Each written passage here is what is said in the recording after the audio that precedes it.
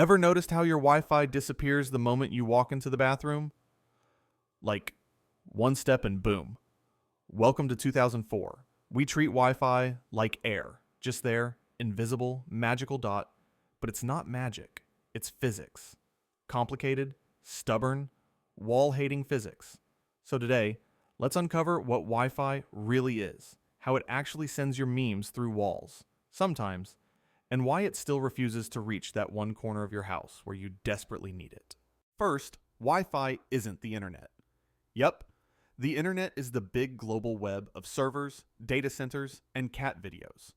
Wi-Fi is just the short-range system that connects your devices to that web, without wires. Think of it like a butler. The butler doesn't own the mansion. It just fetches what you ask for, and sometimes forgets halfway through the hallway. Your router is that butler. It takes the internet coming in from your modem, through a cable, and spreads it around your house using invisible waves. So how does it send data without cables? Imagine your favorite song turned into millions of tiny ones and zeros. Digital information. Wi-Fi converts those numbers into electromagnetic waves, specifically radio waves. These waves travel through the air, bounce off walls, and land on your phone, which then decodes them back into TikToks or homework assignments you'll never do. Wi-Fi operates mostly at two frequencies, 2.4 GHz and 5 GHz. The 2.4 GHz band is like a crowded freeway. Lots of people, slower speed, longer range. The 5 GHz band is like an express lane, faster, cleaner, but you lose signal faster through walls. That's why 5 GHz can stream 4K video in your living room, but die the moment you step into the kitchen behind that concrete wall. And now, there's even Wi-Fi 6 and Wi-Fi 6E, faster and more efficient, because apparently we needed a version of Wi-Fi that can download regret faster. But your Wi-Fi isn't alone. Microwaves, baby monitors, Bluetooth speakers, even your neighbor's router, they all fight for the same airspace. It's like a room full of people shouting at once in different languages. Your router is there, waving its tiny antenna arms, yelling, "Please, let me send this YouTube video."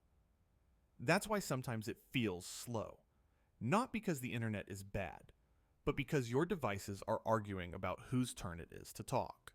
When you connect your phone to Wi-Fi, they exchange security keys and create a private connection.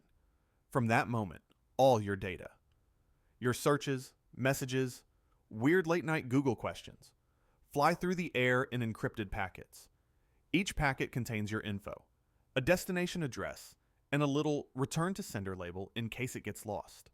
It's basically an organized swarm of digital carrier pigeons. So why do walls hate Wi-Fi? Because radio waves weaken when they pass through dense material, especially concrete, metal, or your refrigerator that doubles as a Wi-Fi signal black hole. Every wall, pipe, or mirror basically eats part of the signal like a snack. That's why you end up standing in weird corners like a Wi-Fi seeking lizard, praying for one extra bar. So next time your video buffers mid-sentence, don't curse your internet provider. Blame physics, because behind every no connection message is a tiny router doing its best, whispering through walls, fighting microwaves, and carrying your memes at the speed of light. Almost. Now go tell your Wi-Fi you're proud of it. It deserves it.